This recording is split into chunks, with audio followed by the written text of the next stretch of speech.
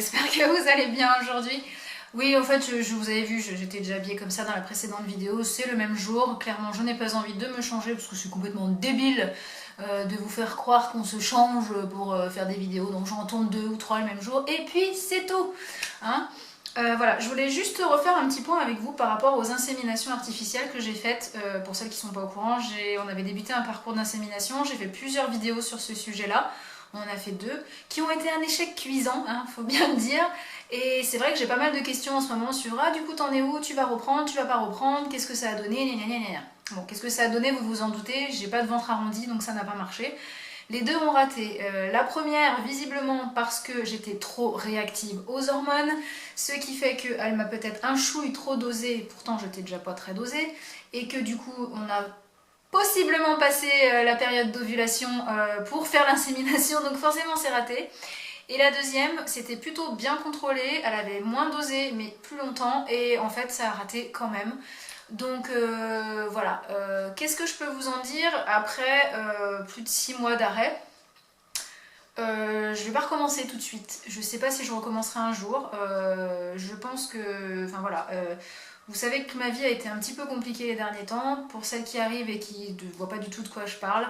J'ai perdu brutalement mon papa d'un arrêt cardiaque, a priori, en tout cas on n'en a jamais vraiment su, mais visiblement c'est ce qui s'est passé. Enfin d'un infarctus en tout cas, en janvier. Ça a été extrêmement brutal, extrêmement compliqué pour moi de me remettre de ça. Je suis toujours pas remise d'ailleurs à l'heure actuelle, pour être honnête. Je pense qu'on se remet jamais d'un truc aussi brutal, surtout quand ça se passe devant soi. Mais voilà, du coup ça m'a forcément calmé l'envie d'aller me repiquer dans tous les sens. Et de toute manière, j'avais décidé de faire un break d'1 mois ou 2 à ce moment-là, parce que en fait les hormones me défoncent. Enfin, je sais pas, moi je suis admirative des nanas qui enchaînent les FIV et les inséminations artificielles sans broncher et sans rien dire. Moi, mon corps est extrêmement réactif pour tout, ça c'est une réalité, mais aux hormones de façon hallucinante. Enfin, voilà, il y avait des ovules de progestérone à mettre régulièrement après l'insémination. La première fois, je n'ai pas supporté le dosage, ça me faisait faire des cauchemars. J'étais pas bien du tout, donc la deuxième fois elle m'avait réduit, c'était un peu mieux, mais clairement j'ai eu des grosses migraines après le mois qui a suivi, enfin c'était très compliqué. Et voilà, je sais pas comment font ces filles-là, mais je leur tire mon chapeau pour ne rien dire, ne pas broncher et assumer tout ça, parce que pour moi, franchement, ça a quand même pas été la joie. Voilà, ensuite, je me suis posé la question, je reprends pas les inséminations. Et puis, comme vous le savez, 2018 étant une année de merde jusqu'au bout pour moi, je me suis fait une mononucléose, enfin finalement on sait même pas bien si c'en était une. N'empêche que mon dosage IgM, donc des indices actuels, est toujours douteux après plus de 3 mois. Les infectiologues ne s'expliquent pas pourquoi c'est toujours comme ça, mais on m'a dit bon, soyez patiente et puis ne recontrôlez plus, et puis c'est tout. Voilà, donc en gros, c'est encore une fois improbable, mais c'est pas grave, n'empêche que je suis toujours fatiguée et qu'on n'en fait rien. Passons, donc j'ai eu ça qui m'a aussi bien calmée et qui m'a fait dire ouais ok, donc les inséminations on va se calmer. J'ai eu d'autres événements derrière qui ont été extrêmement compliqués avec un ami à moi qui a fait voilà, en tout cas une grosse bêtise et qui se retrouve en prison. Enfin même, c'est pas une grosse bêtise, c'est bien pire que ça, c'est une abomination ce qu'il a fait, passons. Mais en tout cas, voilà, ça a été très compliqué et clairement ça m'a passé l'envie de me faire des inséminations. Je me dis que ce n'est pas le moment du tout, malgré que j'ai déjà 34 ans passés. Je me suis dit que finalement, biologiquement parlant, je n'avais pas de soucis particuliers enfin, rien ne m'empêchait d'avoir un enfant. Mon homme finalement est de nouveau tout à fait dans la norme au niveau de son spermogramme, donc je me dis que si ça ne veut pas marcher, c'est peut-être que ma tête n'a pas envie, et à un moment il faut se le dire. Je suis allée voir un magnétiseur entre temps et c'est un petit peu ce qu'il m'a dit. Il m'a dit écoutez, ça ne fonctionne pas tout simplement parce que vous n'en avez pas envie, mais dites-le. Mais oui, je le dis, je n'en ai pas envie.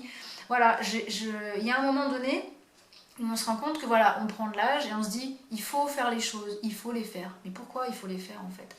Il faut les faire pour être dans un moule de société, il faut les faire pourquoi? Et je me rends compte que oui, j'ai biologiquement, physiquement, peut-être pas envie d'un enfant, peut-être que j'ai encore envie de profiter de certaines choses, j'ai envie de... voilà. Je vous dis pas que les choses cheminent pas petit à petit, peut-être que l'année prochaine, dans 6 mois, j'en aurai plus envie, mais à l'heure actuelle, je pense qu'en fait, j'ai fait ça uniquement parce qu'on me mettait la pression, et que pourtant, je suis pas très réactive à la pression sociale, mais que là, je l'ai été.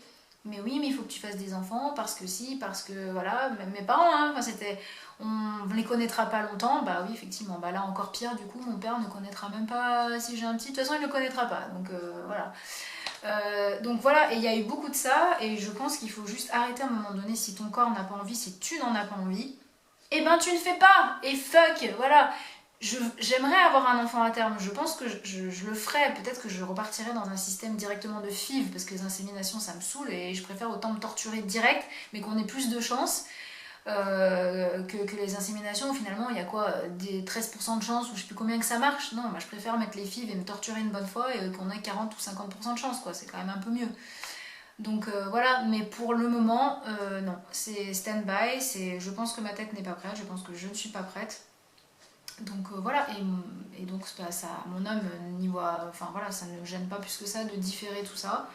Il est un peu plus jeune que moi, lui il a 32 ans, donc voilà, il est pas, c'est encore un grand bébé aussi. Donc je pense que voilà, c'était peut-être pas le moment et c'est peut-être aussi pour ça que ça n'a pas fonctionné. J'ai pas envie de courir à droite à gauche, on m'a dit va voir un acupuncteur, va voir ci, va voir ça, va faire ça. Non, non, non, non, pour moi si je dois avoir un enfant, ça doit se faire naturellement. En tout cas parce que je n'ai pas de problème biologique en tant que tel.